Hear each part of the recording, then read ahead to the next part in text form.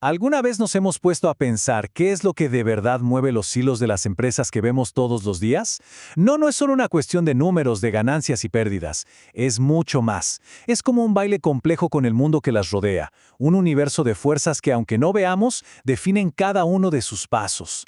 Y es que no son para nada islas. Pensemos, por ejemplo, en cómo la preocupación de la gente por el plástico de un solo uso de repente obligó a gigantes como Starbucks a cambiar por completo sus vasos y tapas.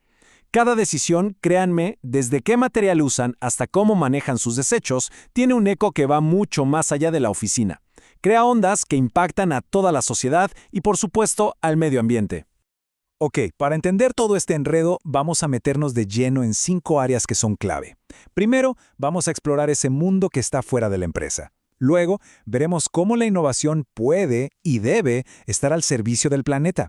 También vamos a debatir sobre el deber social de una corporación, a descubrir qué pasa cuando las ganancias y el propósito se topan de frente y al final vamos a calibrar nuestra brújula ética.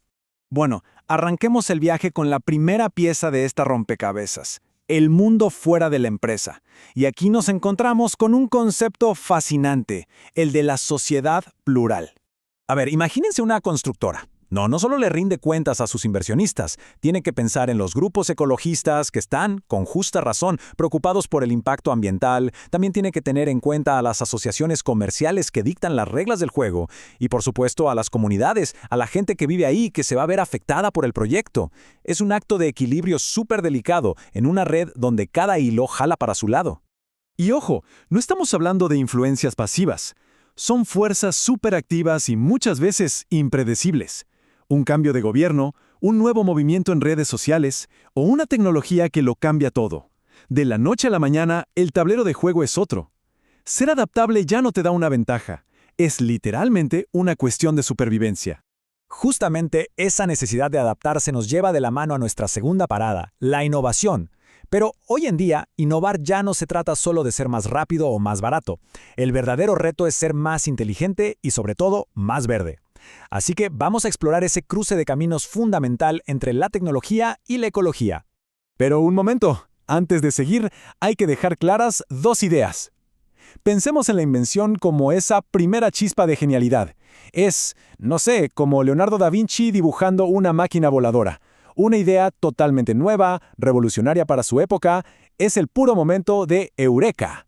Pero con una sola chispa no se enciende un fuego, ¿verdad? Y aquí es donde entra la innovación. Es el arte de tomar esa invención genial y convertirla en algo que la gente pueda usar, que de verdad quiera. Apple, por ejemplo, son unos maestros en esto. Ellos no inventaron el reproductor de MP3, pero con el iPod lo hicieron indispensable. Tampoco inventaron el smartphone, pero el iPhone cambió nuestra forma de vivir. O sea, para que quede súper claro, la invención es la idea brillante. La innovación es lo que hace que esa idea ilumine al mundo.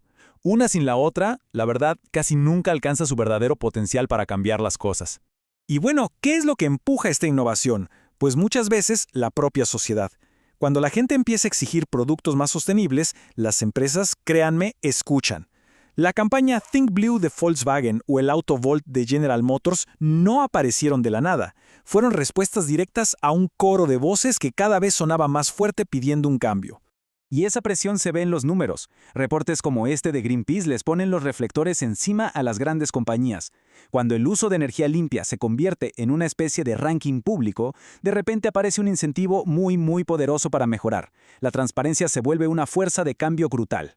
Claro, hablar de responsabilidad con el ambiente nos abre la puerta a una pregunta todavía más grande, una que está en el mero corazón de los negocios modernos. ¿Cuál es exactamente el deber de una empresa con la sociedad?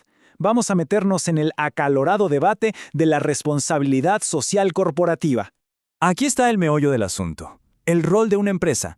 ¿Se limita a generar ganancias o se extiende a resolver los problemas que nos aquejan como sociedad? Las respuestas a esto son complicadas y muy variadas. En una esquina del ring tenemos a los que dicen que las empresas, con todo el poder y los recursos que tienen, pues tienen una obligación moral de ayudar. Dicen que mejorar la sociedad a la larga también es bueno para el negocio. Y en la otra esquina, críticos como el famoso economista Milton Friedman dirían, un momento, para ellos la única responsabilidad social de una empresa es generar ganancias. Punto. Los problemas sociales que los resuelvan los gobiernos o las organizaciones sin fines de lucro. Y esto no es un debate de salón, para nada. El caso de Apple y su proveedor Foxconn lo trae a la cruda realidad. Las condiciones de trabajo terribles en las fábricas de Foxconn generaron protestas en todo el mundo y se convirtieron en una pesadilla de relaciones públicas para Apple. De repente, la pregunta ya no era si Apple era responsable, sino hasta dónde llegaba esa responsabilidad. ¿Termina en la puerta de su propia fábrica o se extiende a cada uno de los eslabones de su cadena de producción? Pero, ¿y si toda esta pelea entre ganancias y propósito fuera, en realidad, una falsa elección? ¿Y si el propósito social pudiera ser el motor de un negocio? Esto nos lleva a un modelo que está creciendo muchísimo y que es súper emocionante: el emprendimiento social. Pensemos en empresas como Tom's Shoes. ¿Los conocen? Su modelo de uno por uno hizo que el acto de dar fuera parte del ADN de su negocio. El objetivo principal no era solo vender zapatos, sino asegurarse de que niñas y niños que los necesitaran tuvieran calzado. Aquí, el impacto social no es un adornito para la foto, es la razón de existir de la empresa. Esta cita del Dr. David Batson es wow, reveladora. Nos enseña que el emprendimiento social es muy parecido a la innovación tecnológica. Se trata de ir probando. No se trata de tener un plan maestro perfecto desde el día 1, sino de experimentar, de aprender sobre la marcha y de adaptarse. Es como aplicar el método científico, pero para hacer el bien. Y al final del día, ya sea una corporación gigante o una pequeña startup social, todas las decisiones dependen de una guía interna. Y esto nos lleva a nuestra última parada, que quizás es la más fundamental de todas: la brújula ética. ¿Cómo le hacen las organizaciones para navegar en las aguas, a menudo turbias, de lo que está bien y lo que está mal? Entonces, ¿cómo se construye una cultura donde la ética sea lo normal? Bueno, no pasa por arte de magia, requiere un esfuerzo consciente. Primero necesitas un código de ética que ponga las reglas del juego claras, como la constitución de la empresa. Segundo, un comité que se asegure de que ese código no sea solo papel, ellos son los guardianes. Y tercero, capacitación constante, para que la ética sea una conversación viva, del día a día, y no un manual que se llena de polvo en un estante. Pero, ¿qué pasa cuando esa brújula interna se ignora?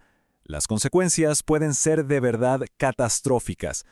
Para entender lo que está en juego, tenemos que viajar en el tiempo a una mañana helada de 1986 y recordar la trágica historia del transbordador espacial Challenger. En el corazón de muchas de estas historias de fallas éticas hay una figura clave: la persona que denuncia, lo que en inglés llaman un whistleblower. Es esa empleada o empleado que, casi siempre con un riesgo personal y profesional enorme, se atreve a levantar la mano y decir: oigan, esto está mal. Son, en muchos casos, el último sistema de seguridad de una organización. La historia de Challenger tiene un héroe trágico. Se llamaba Roger Boisjoly y era ingeniero. Él vio venir el desastre. Presentó datos, argumentó con pasión, le advirtió a sus jefes sobre los peligros de lanzar con tanto frío, pero sus advertencias fueron ignoradas. Había mucha presión por cumplir con el calendario. 7 astronautas pagaron el precio más alto. Su historia es un recordatorio devastador de lo importante que es escuchar esas voces, a veces solitarias, de la conciencia. Y eso nos trae de vuelta al aquí y a la ahora. Las empresas no son cosas abstractas, están hechas de personas, de gente que toma decisiones todos los días. Como parte de quienes consumen, de quienes trabajan en una empresa o de quienes serán el liderazgo del futuro, cada quien juega un papel en este ecosistema. La pregunta que queda en el aire es: ¿qué tipo de mundo empresarial vamos a ayudar a construir mañana? Nuestro futuro colectivo depende, y mucho, de esa respuesta.